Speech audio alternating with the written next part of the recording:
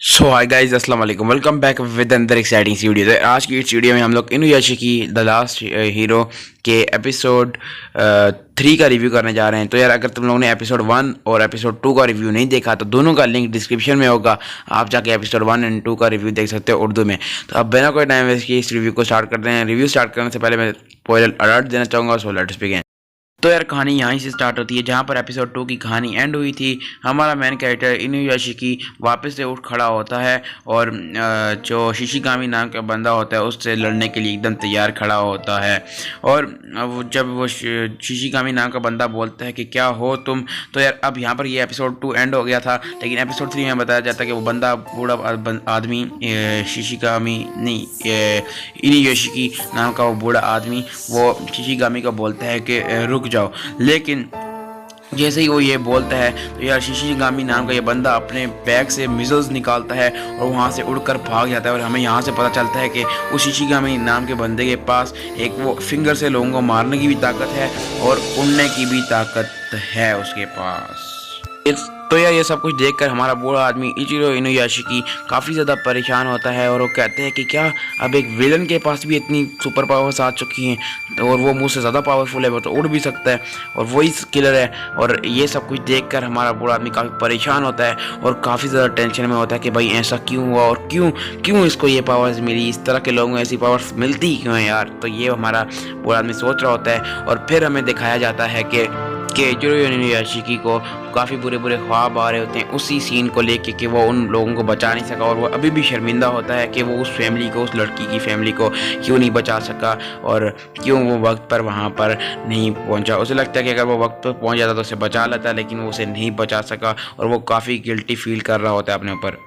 और वहीं पर हमें दिखाया जाता है कि हाइरो शिशिगामी जो लड़का है जिसके पास पावर्स हैं, रोबोटिक पावर्स हैं, वो अपनी फिंगर को देख रहा होता है और यही सोच रहा होता है कि यार क्या ये काम करना बंद कर गई है, क्या उस बूढ़े आदमी को ये क्यों नहीं मार पाई, वो कौन था वो। क्योंकि अभी हमें ये पता चलता है कि यार शिशिगामी, हाइरो शिशिगामी को ये नहीं पता कि वो बूढ़ा आदमी भी इसी की तरह एक रोबोटिक ह्यूमन है। और अब हमें दिखाया जाता है कि ये इचिरो इनुयाशिकी नाम का ये बूढ़ा आदमी कान पर उंगली रखकर कुछ सुनने की कोशिश कर रहा होता है, क्योंकि उसकी जो सुनने की पावर होती है काफ़ी ज़्यादा होती है। वो जब कान को टच करता है तो उसको कहीं पर भी कुछ बुरा हो रहा हो उसको आवाज़ आ जाती है एंड वो वहाँ पर पहुँच जाता है। इसलिए वो सुनने की कोशिश कर रहा होता है, लेकिन अभी कुछ भी कहीं पर कोई भी सीन बुरा नहीं हो रहा होता। तो यार, अब वापस सीन शिफ्ट होता है शिशिगामी, हाइरो शिशिगामी और एंडो पर। और ये शिशिगामी जो होता है वो अपने दोस्त एंडो को कह रहा होता है कि तुमने स्कूल में वापस आ जाना चाहिए, तुम स्कूल में क्यों नहीं आते, मैं तुम्हें प्रोटेक्ट करूँगा। और उसे स्कूल में जाने के लिए कन्विंस कर रहा होता है कॉमिक बुक पढ़ते पढ़ते। इससे पहले कि एंडो कुछ बोलता, उसके उंगली में जो है पेपर कट लग जाता है मांगा के जो पेपर की वजह से। और जो हाइरो शिशिगामी होता है वो उसकी उंगली पर हाथ रखता है और उसकी उंगली को थोड़ा सा दबाता है एंड उसकी उंगली एकदम हील हो जाती है, जिस पर एंडो जो है काफ़ी ज़्यादा हैरान होता है। और जो शिशिगामी होता है वो कहता है कि इसमें कोई जो है हैरान होने की बात नहीं है, क्योंकि अब उसके पास काफ़ी ज़्यादा पावर्स हैं और वो एक कैंसर के मरीज़ को भी ठीक कर सकता है, हार्ट पेशेंट को भी ठीक कर सकता है। कोई भी बीमारी उसके लिए अब छोटी सी बीमारी रह चुकी है, वो हर बीमारी को ठीक कर सकता है, इवन के एक तड़पते हुए बंदे को भी ठीक कर सकता है जो कि मरने वाला है। और अब हमें दिखाया जाता है कि कुछ गुंडे जो है एक बंदे को तंग कर रहे होते हैं और उसके साथ काफ़ी ज़्यादा उसको काफ़ी डांट रहे होते हैं, उसको मारने की प्लानिंग कर रहे होते हैं और कह रहे होते हैं हम इसे मार देंगे। लेकिन बीच में फिर ट्विस्ट आ जाता है और बीच में आ जाता है हमारा मेन कैरेक्टर इचिरो इनुयाशिकी और वो आकर इन सब गुंडों से लड़ता है और उनको मार देता है। और इस तरह वो इस बंदे की, जिसकी जान अभी ख़तरे में होती है, उसकी जान बचा लेता है। और इस बंदे की जान बचाने के बाद हमारा मेन कैरेक्टर इचिरो इनुयाशिकी काफ़ी ज़्यादा खुश नज़र आ रहा होता है और वो बंदा जिसकी इसने जान बचाई है वो इचिरो इनुयाशिकी हमारे बूढ़े आदमी को थैंक्स भी बोलता है, जिसकी वजह से हमारे बूढ़े आदमी के चेहरे पर एक दफ़ा फिर से हमें स्माइल देखने को मिलती है। और अब हमें बताया जाता है कि हमारा मेन कैरेक्टर इचिरो इनुयाशिकी फिर से अपने कान में फिंगर रखकर कुछ सुनने की कोशिश कर रहा होता है और इस बार उसको आवाज़ आती है कि मतलब कि बचाओ, यहाँ पर हर जगह आग लगी है, ऐसा कोई सीन होता है। मगर इस बार हमारा मेन कैरेक्टर इचिरो इनुयाशिकी नाम का ये बुरा आदमी देर नहीं करना चाहता जिस तरह उसने पिछली दफ़ा की थी। तो वो सोचता है कि क्या मैं भी उड़ सकता हूँ जिस तरह वो बुरा वाला आदमी शिशिगामी नाम का, हाइरो शिशिगामी नाम का बंदा उड़ा था, क्या मैं भी उसकी तरह रॉकेट निकाल के उड़ सकता हूँ। तो हमारा मेन कैरेक्टर इनुयाशिकी काफ़ी ज़्यादा मेहनत करने के बाद रॉकेट निकालने में कामयाब हो जाता है और वो उड़ने में भी कामयाब हो जाता है। लेकिन उसको उड़ने में बहुत सारी प्रॉब्लम्स आती हैं। वो काफ़ी मेहनत से मैनेज करता है उड़ना, उसको सही तरह से उड़ना भी नहीं आ रहा होता और वो फाइनली अपनी उस डेस्टिनेशन पर पहुंच जाता है जहां पर उसने पहुंचना होता है उन लोगों की मदद करने के लिए। और फिर वो जाके देखते हैं घर में आग लगी हुई और अंदर 2 लोग फंसे हुए हैं और उन दोनों लोगों को वो बचा लेता है। उन दोनों लोगों को वो अपने कंधे पर डालकर बाहर ले आता है और जब वो इसको थैंक यू बोलते हैं तो इसको बहुत ज़्यादा खुशी मिलती है कि भाई आज उसने 2 लोगों की जान भी बचाई और बहुत ज़्यादा खुशी मिलती है। लिटरली उसको बहुत ज़्यादा खुशी मिलती है यार। और अब हमें दिखाया जाता है कि शिशिगामी नाम का ये बंदा, हाइरो शिशिगामी नाम का ये बंदा अपने दोस्त एंडो को स्कूल ले जाने के लिए कामयाब हो जाता है। और इसका दोस्त एंडो स्कूल इसलिए नहीं जाता होता क्योंकि स्कूल में इसको लड़के तंग करते हैं। तो हाइरो शिशिगामी इसको बोलता है कि मैं तुम्हें प्रोटेक्ट करूँगा चाहे जो मर्ज़ी हो जाए और मैं तुम्हें ऊपर एक चोट भी नहीं आने दूंगा। तुम लोगों ने देखा जैसे उसको चोट लगी थी तो इसको हील कर दिया था इसने और इसके पास हीलिंग पावर भी है।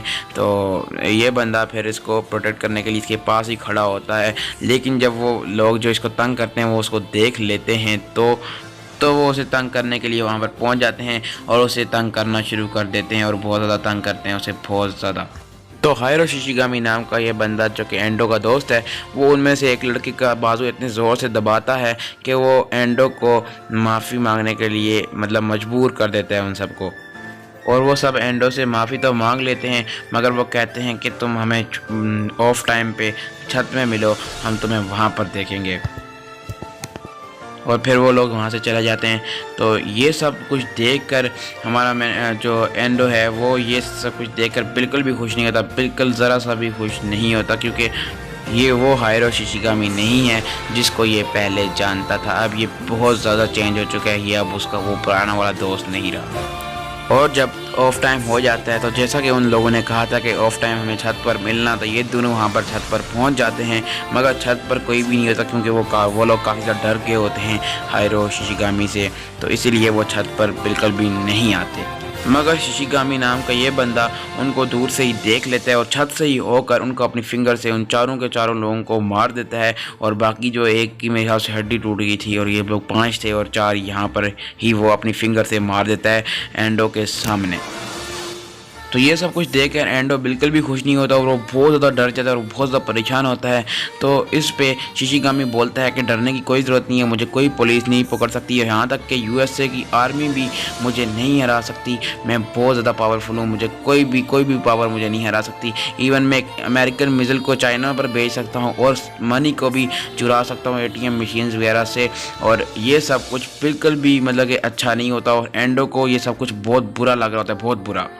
और अब एंडो आखिरकार अपने दोस्त शिशिगामी से बोल ही देता है कि मुझे ये सब कुछ बिल्कुल नहीं पसंद, मुझे बिल्कुल भी नहीं पसंद कि तुम लोगों को मार रहे हो और तुम्हें कुछ फ़र्क ही नहीं पड़ रहा, जैसे कि वो कुछ है ही नहीं, उनकी लाइफ मैटर ही नहीं करती। मुझे तुम काफ़ी चेंज होते हुए नज़र आ रहे हो, तुम बिल्कुल चेंज हो जाओगे। जिस पे शिशिगामी नाम का ये बंदा बोलता है कि मैं चेंज नहीं हुआ। जिस पे एंडो बोलता है कि तो फिर चलो पुलिस के पास चलते हैं, उनको सब कुछ बता देते हैं। जिस पे शिशिगामी बोलता है बिल्कुल नहीं। और फिर एंडो बोलता है तो मैं तुम्हारे साथ नहीं रह सकता, हमें ये दोस्ती तोड़नी ही होगी और तुम मेरे घर के पास नज़र भी मत आना। जिस पे शिशिगामी बोलता है कि तो ठीक है लेकिन स्कूल कभी स्किप नहीं करना। और एंडो बोलता है कि ओके, और ये यहाँ पर सारा सीन ख़त्म हो जाता है और अपने अपने रास्ते ये दोनों निकल जाते हैं दोस्ती तोड़कर। और अब हमें दिखाया जाता है कि इचिरो इनुयाशिकी जो हमारा मेन कैरेक्टर जो बूढ़ा आदमी है वो रास्ते में जा रहा होता है और एक बिल्ली होती है, उसको गाड़ी टक्कर मार कर चले जाती है जिसकी वजह से बिल्ली मरने ही वाली होती है, तड़प रही होती है। लेकिन हमारा मेन कैरेक्टर उसके पास जाता है, उसे उठाता है और उसको महसूस होता है कि मैं इसको ठीक कर सकता हूँ और वो अपनी पावर्स को यूज़ करके ठीक कर देता है। और वो कहता है मैं तो एकदम इनक्रेडिबल हूँ और मैं इस तरह बहुत सारे लोगों की मदद कर सकता हूँ। यार मतलब खुद देख लो डिफरेंस इचिरो इनुयाशिकी में और उस शिशिगामी में कि कितना डिफरेंस है। एक तरफ वो है जो लोगों को मारता है, उसको कोई फिक्र ही नहीं होती, और एक तरफ ये है कि जो लोगों की मदद करता है। इवन एक जानवर भी मर जाए तो इस बंदे को बहुत दुख होता है और उसकी भी ये मदद करता है, इसमें इसको खुशी मिलती है बस। और जब ये अपनी ये पावर्स देखता है और ये अपने ऊपर काफ़ी फ़ख्र महसूस करता है और ये काफ़ी खुश हो जाता है कि भाई मैं इससे कैंसर्स के मरीज़ को ठीक करूँगा, हार्ट पेशेंट्स को ठीक करूँगा। और ये हॉस्पिटल के अंदर चला जाता है उन सब बीमारियों से इन लोगों को निजात देने।